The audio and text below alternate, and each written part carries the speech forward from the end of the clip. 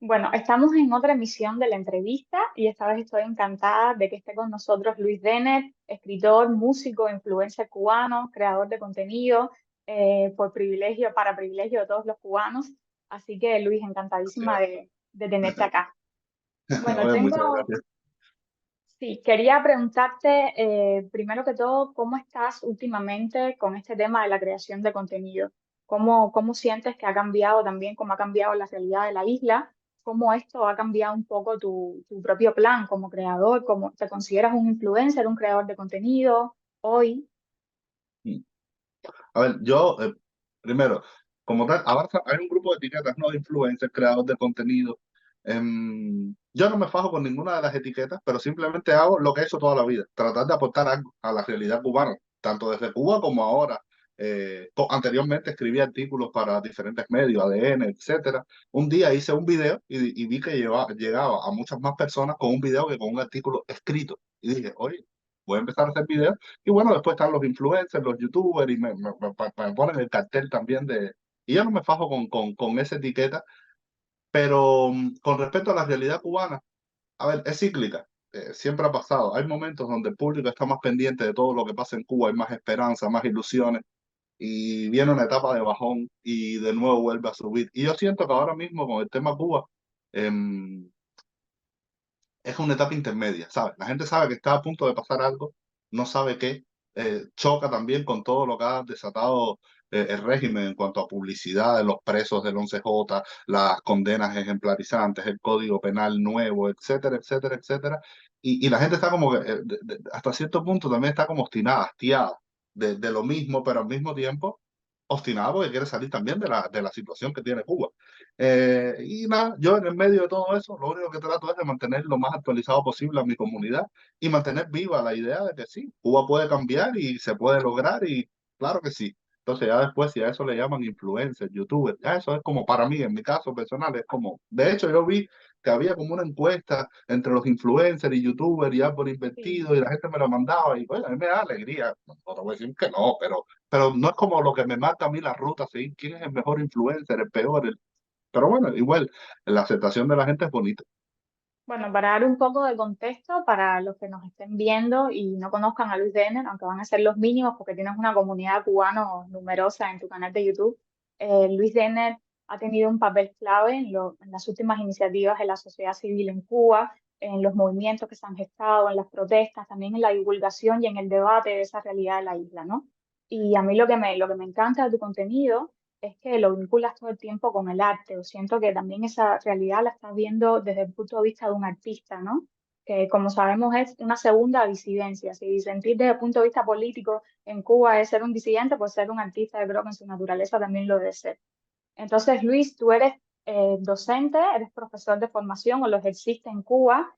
Sabemos que tienes que ver que tienes que ver que tienes un papel fundamental en el grupo de Monjeles, que colaboraste con los aldeanos. Eh, Quisiera llevarte un poco a esas circunstancias en las que tú sales de la isla. ¿Cómo recuerdas aquella realidad de la que has hablado antes, pero que a mí me parece que es valiosísimo tener ese testimonio, esa Cuba alternativa del rap, contestataria, de alguna manera que está buscando la crónica a través del arte? ¿Cómo recuerdas esos últimos momentos en Cuba? Yo recuerdo esos momentos, los recuerdo, para mí es una mezcla de lo más triste por un lado, pero lo más bonito también por el otro. Es con un crisol, es como una mezcla agridulce. Y yo efectivamente lo que hago en las redes, parte del arte, porque yo me desarrollé dentro del mundo del arte. O sea, nosotros empezamos en Cuba, eh, empezamos con los aldeanos. Empieza el movimiento de los aldeanos, año 2003, después se hace de Monjeles, pero de Monjeles estuvo muy vinculado a los aldeanos, a los poetas, a los escritores, a la gente del mundo del teatro, a Parque G, a Fresa y Chocolate, a la Madriguera, al anfiteatro de las Mendades, a las fiestas que hacíamos nosotros, a cuenta y riesgo, alquilando fincas por ahí con el grupo, no sé, Porno para Ricardo, concierto de los aldeanos, después vino Rotilla, después Los Puños Arriba con el grupo Matraca, el grupo OVNI en Alamar, o sea, que ese es el caldo donde nos cocinamos todos como generación y fueron un montón de años. No como ahora que hay internet y existe Facebook, existe Twitter, era todo offline, pero en las calles de Cuba haciendo todos los días una actividad diferente, todos los días, un festival, una fiesta, un performance, una obra de teatro, una canción, una poesía. Y eh, durante años fuimos creciendo como generación, como grupos, como ecosistema alternativo de arte cubano y enfrentándonos, cada vez estirando un poquitico más, corriendo un poquitico más los límites hasta el punto de, bueno, llegar a las manifestaciones, la marcha por la no violencia, la famosa marcha pues, de Carabato del año 2009 de la gente de OVNI, que fue una marcha enorme hasta el Ricón, todas las actividades que se hicieron y producto de todo esto, habían ciertos cabecillas en eso. A mí me pusieron como uno de los líderes de eso y me sacan de Cuba. O sea, yo he hecho esa historia muchas veces porque usan un recurso súper sucio. Es que me amenazan con mi abuela. Me dice, ok, tú no te quieres ir de Cuba, tu abuela te la vamos a matar. Mi abuela tenía una operación por esos días y me dijeron, no vas a salir del salón de operaciones. Y así es como yo tengo que aceptar, así es como yo acepto irme para Trinidad y Tobago, que es donde trabajaba mi papá.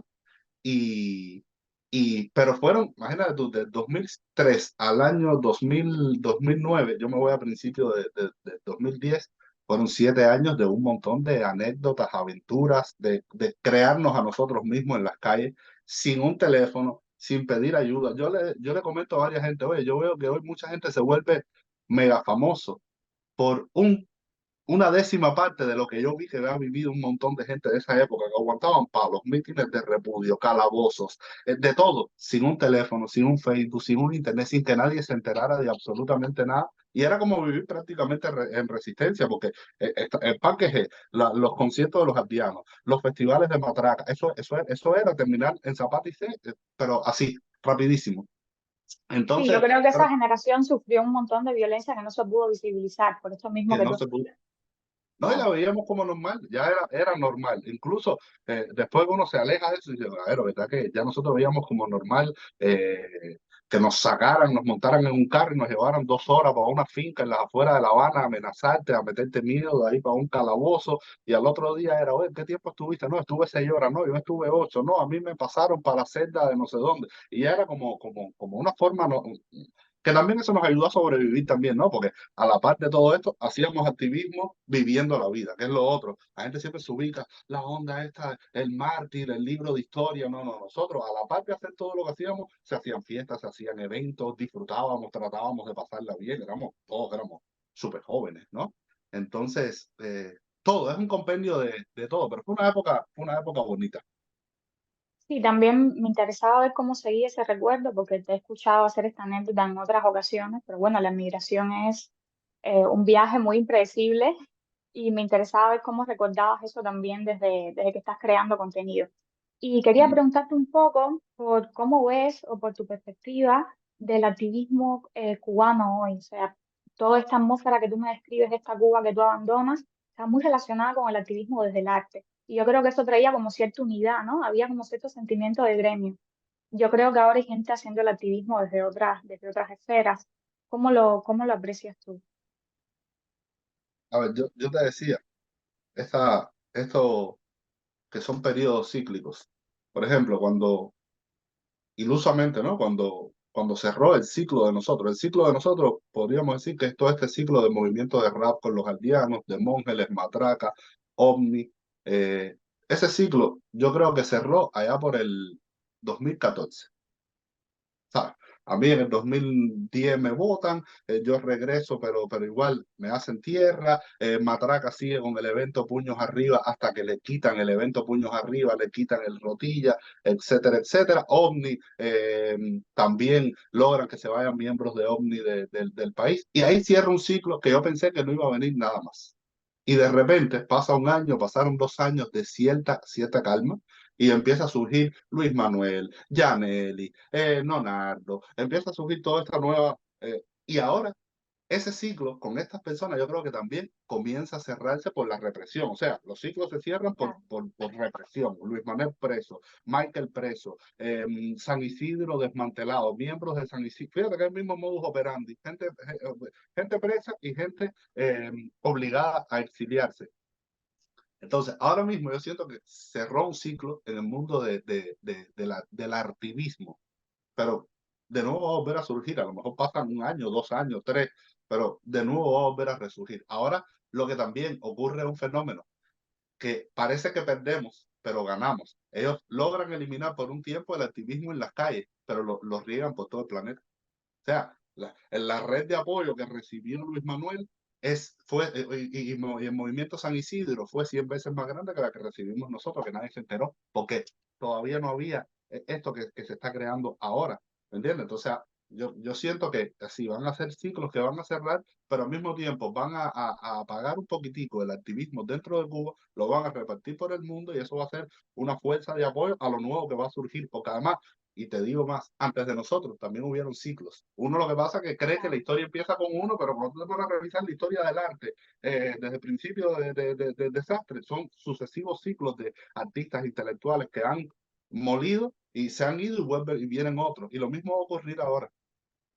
Sí, quería preguntarte, yo estoy de acuerdo con que ellos cuando fuerzan a las personas al exilio también están diseminando como una semilla muy peligrosa, ¿no?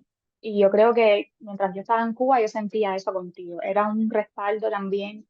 A veces cuando uno está dentro de la isla no tiene esa capacidad de ver las cosas de fuera y visibilizarlas como tú lo estabas haciendo. Y era un apoyo que se sentía y se apreciaba muchísimo. Y quería preguntarte justo por eso.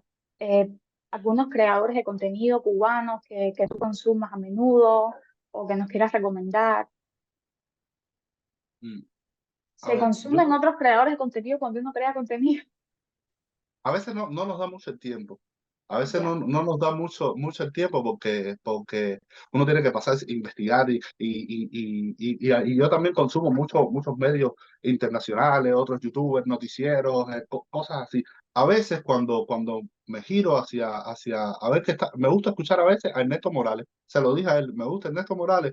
eh, a veces escucho videos de él y nada, también yo siento que todo el panorama de influencers y youtubers, yo los veo a todos súper necesarios. Cada cual en su área, en su forma de enfocar la noticia, abarca a todos los públicos.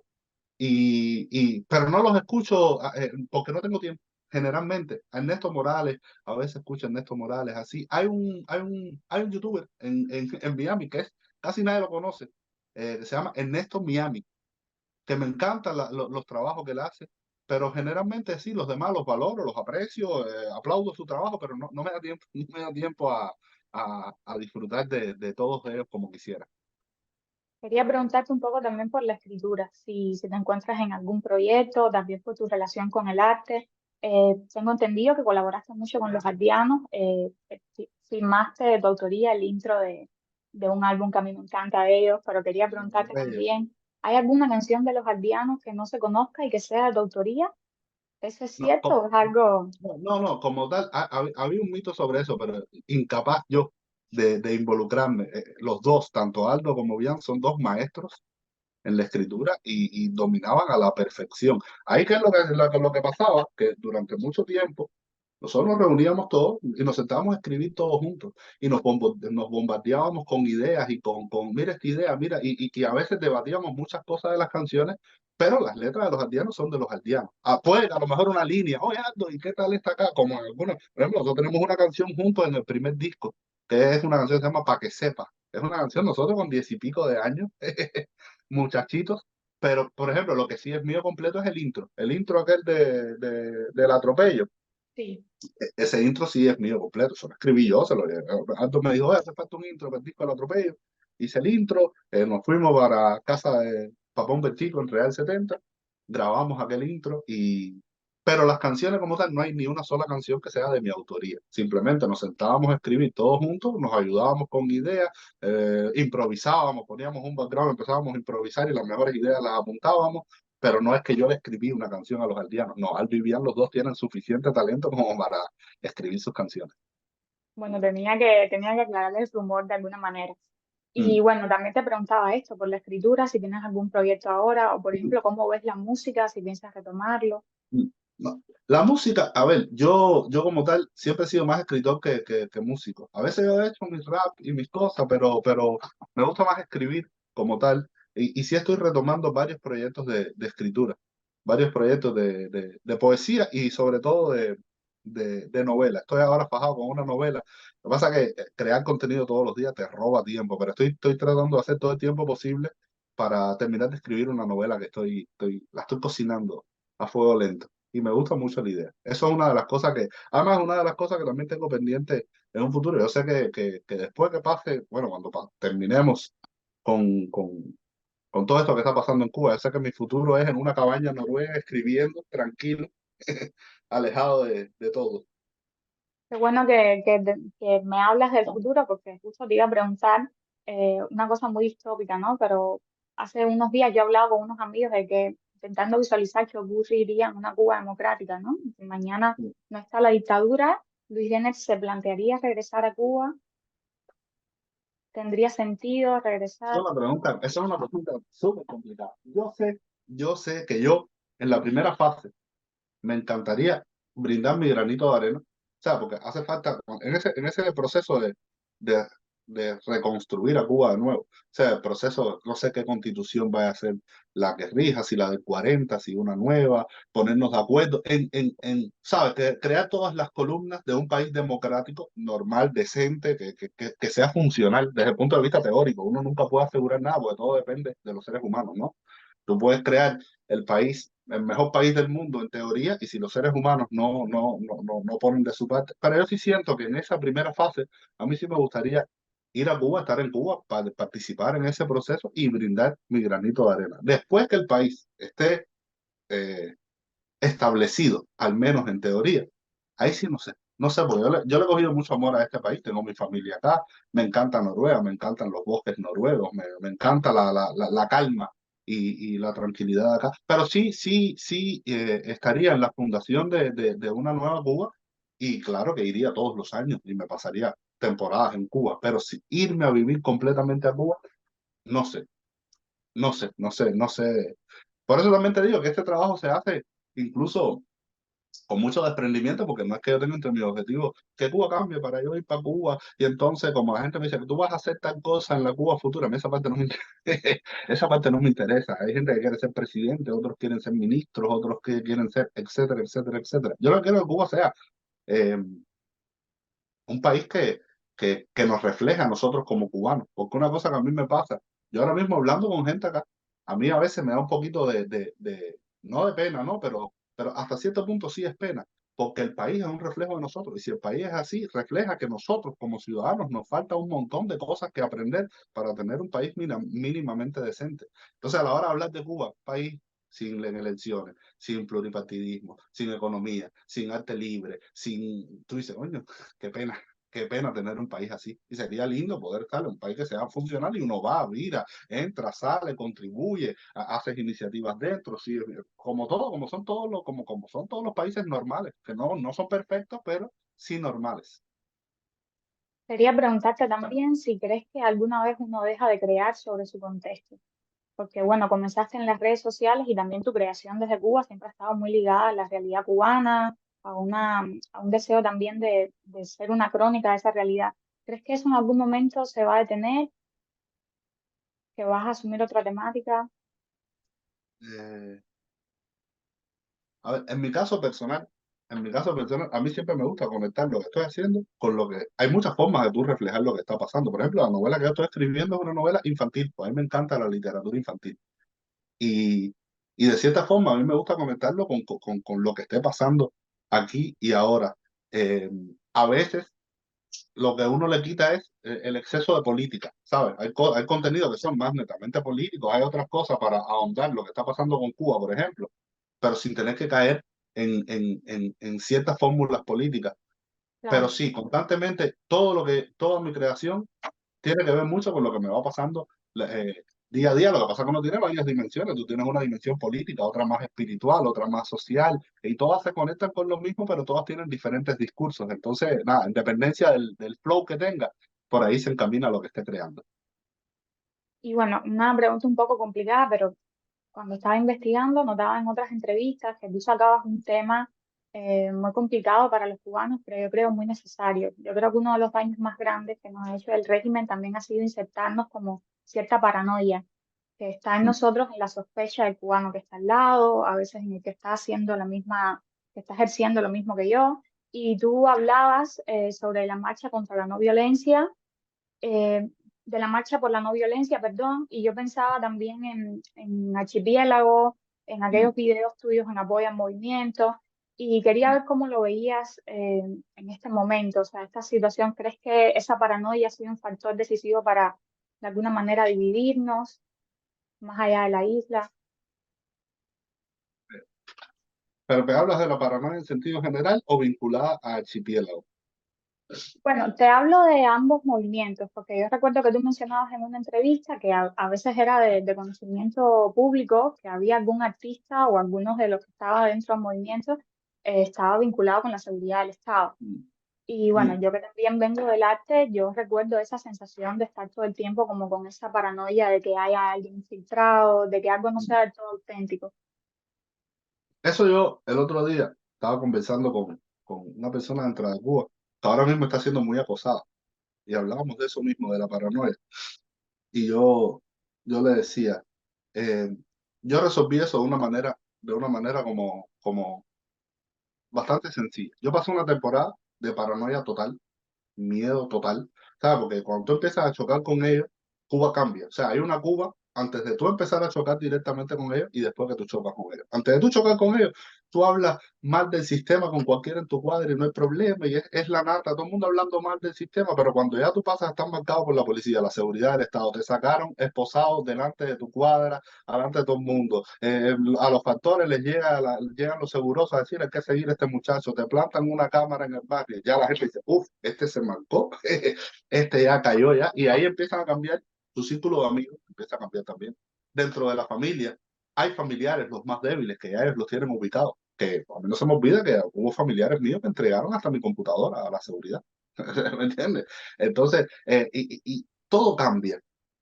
Y yo tuve una temporada de ir caminando por la calle y pasa un carro en cámara lenta y un tipo tirándote fotos. Son cositas que ahora tú las ves y dices, oye, esto es como un programa de cómo estresarte constantemente para que tú vivas en ese estado, ¿no?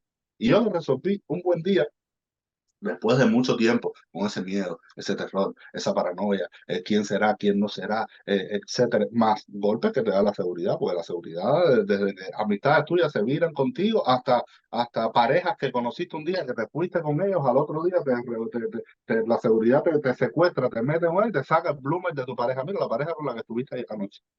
¿Qué tú crees? Y tú dices, pero ¿cómo es esto? No se puede confiar en nadie. Y yo un buen día dije, mira, yo me voy a quitar esto de la mejor manera posible. Y es no me importa quién sea o quién no sea de la seguridad. Me da lo mismo que todos sean, que todos, yo voy a vivir por la vida sin miedo. Yo estoy contra este sistema. Quiero democracia, quiero libertad, quiero alegría para mi país y eso lo voy a decir en Villamarista, en mi casa, con la pareja que me lleve esta noche para la cama o pasado mañana cuando esté fuera de Cuba. Y ya, se acabó. O sea, ya cuando ya uno dice, ya, este soy yo y no hay manera de y quitarse ese miedo, fue mi... Porque incluso eso nos pasó en el tema con los aldeanos y es el tema de Michel Mirabal. Michel Mirabal se acercó, el tipo que pintaba las banderas con cadenas y alambres de púas y sangre y el dolor del pueblo cubano en mi pecho y etcétera, etcétera, se acercó a los aldeanos con de todo y nosotros descubrimos que era de la seguridad por un mensaje que le mandó a Barbarito, otro rapero más que es uno de los tres mejores raperos para mí cubanos en la actualidad. Le mandó un mensaje pensando equivocado, como si fuera para el seguroso que lo atendía a él. Oye, Aldo y Silvito van a cantar tal día, en tal evento, a tal hora. Y era un mensaje equivocado. Y cuando Barbarito vio eso, dice, y ahí descubrimos. Y como eso, un montón de gente, que yo te digo que en la etapa de nosotros, posiblemente la mitad de las personas que estaban en todos los movimientos con nosotros era de la seguridad. Y para mí la manera más fácil de quitarme eso es decir, mira, no me importa quién sea, quién no sea, este soy yo, esto es lo que yo pienso y voy a ser consecuente con, con eso hasta el fin.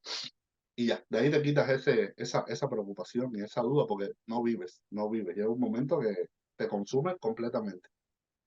Claro, ¿no? Y yo creo que es un consejo súper útil para los que somos más jóvenes, que estamos, los que están en la isla, los que estamos fuera, y también como aprender de otras generaciones y exorcizar un poco de este tipo de sensaciones No, del resto. eso también parte, porque yo siempre digo que lo más terrible en Cuba, el problema de Cuba más grande no es ni siquiera la economía, no es que se están derrumbando las casas o que no hay azúcar o que el tabaco está. Para mí el problema más grande de Cuba y lo más difícil de reconstruir el día de mañana es al individuo, o sea, ese daño antropológico, que algo tan simple como este soy yo y así pienso yo y no me va a dar miedo. ¿Por qué voy a tener miedo? Cuando yo empecé incluso a estar en contra del sistema y a querer cambiar las cosas, a mí me daba miedo que me dijeran que yo era disidente, a mí me daba miedo que me dijeran que yo era contrarrevolucionario, a mí me daba un montón de temores de eso que vienen de chip que te implantan en el cerebro a través de la propaganda. Y algo tan simple como, oye, si quieres pensar que yo soy contrarrevolucionario, ok, disidente, ok, eso no tiene nada malo. Decir la verdad donde yo quiera decir la verdad, la voy a decir. Que fulano venga, que cuál es el problema con la seguridad. O sea, alcanzar esa claridad es un proceso, es difícil al principio, pero ahí es donde está el daño antropológico. Eso, por eso a mí me encantó cuando yo conocí a Luis Manuel, que, que vi que él tenía eso resuelto muy fácil, ¿sabes? Él tenía eso muy, no me importa quién sea de la seguridad, que venga a trabajar conmigo, que trabaje. Si tú eres de la seguridad, ya tú haces tu pincha miserable y yo hago la mía. Yo sé por qué yo hago la mía. Tú si quieres, haz la tuya. Y hazla aquí al lado mío, no me preocupa. Sácame el carnet y todo, y el solapín te lo pones y yo voy a seguir trabajando. Esa claridad de saber hacia dónde tú vas. ¿Y quién te puedes quitar de ahí? Nadie. Para quitarte hay que hacer lo que le hicieron a él, esconderlo en una celda, hacerle la vida un yogur, y ahí perdieron ellos. Perdieron ellos. Bueno, ya han perdido todo ya. Lo único que les queda es el poder y la represión. Luis, para terminar, quería hacerte dos preguntas un poco más personales. Mm. No es un secreto que últimamente con la última ola migratoria los jóvenes en Cuba están más solos que nunca. Es un ciclo migratorio también, como tú explicabas antes. Un consejo para esos jóvenes que están en la isla, que de alguna manera quieren expresarse o que quieren empezar a crear algo con cierta libertad, aunque sea imposible en este momento, un referente que les pueda ayudar. Yo lo que les diría a los jóvenes es que yo siento que hoy los jóvenes en Cuba, por un lado, está la represión más dura que nunca, porque como el régimen está en fase terminal, están más asustados que nunca y están tratando de arremeter contra todo. Pero al mismo tiempo los jóvenes tienen una cantidad de herramientas y los artistas en general tienen una cantidad de herramientas hoy que no existían antes. Entonces, que se expresen, simplemente que se expresen.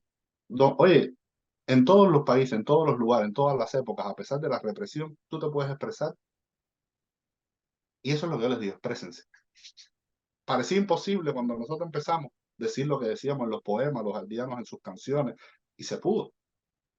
Y antes de nosotros estaba Carlos Varela, y antes de nosotros intelectuales y la generación de los topos, y etcétera, etcétera, etcétera, hasta llegar a, a Cabrera Infante. O sea, que siempre se puede. Lo único que no se puede hacer es como autolimitarse, autocensurarse, porque además te haces el daño a ti mismo. O sea, no hay nada peor que un artista poniendo la cabeza en la almohada y sabiendo que no está siendo fiel consigo mismo. Eso es terrible. Entonces, yo lo que les digo es que se expresen, que lo hagan. Yo también creo que ser fiel a uno mismo es como el primer Mm, paso para ejercer la libertad individual, aunque uno esté claro. en un lugar que no la tenga. Claro. Bueno, muchísimas gracias, Luis, por Oye, no, estar gracias a con ustedes, muchísimas nosotros gracias por la conversando entrevista hoy. y nada, aquí me Gracias, tienen. Ok, gracias, de verdad. bueno, gracias.